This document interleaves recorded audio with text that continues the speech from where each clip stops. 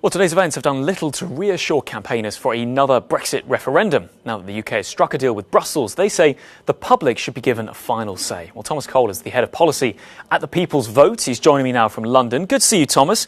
Look, my first question from you is the EU and the UK saying this is a deal, it gives clarity. Why should we go back through the process of another referendum? Isn't it time to get this done?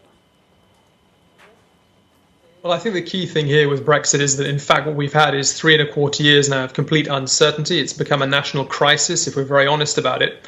And at the end of the process, there are people on all sides of the debate who are very unhappy with this. And it's looking, as it was mentioned in your piece just now, it's looking very unlikely or uncertain whether or not Boris Johnson will even be able to get the votes to get this through the British Parliament. As far as we're concerned, it was the British people who started this process with a referendum in 2016.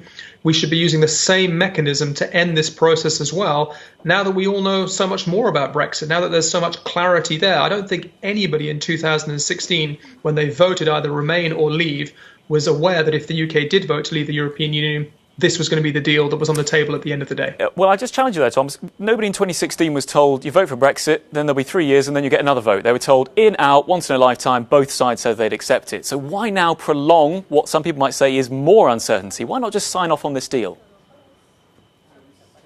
Well, I don't think the deal itself actually provides any certainty at all. All it does is it allows the UK to leave the European Union. There's no future relationship agreement there at all.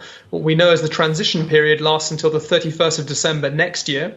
We know that the current UK government has said that they will not seek to extend that transition period, even though they could. During the withdrawal agreement, they could do it for up to a year or 2 years, and 14 months. And I say this as a negotiator who used to work for the European Commission on external negotiations. 14 months is not enough time to negotiate a future trade agreement between the UK and the EU. What it means is de facto you'll have a no-deal Brexit on the 1st of January 2021.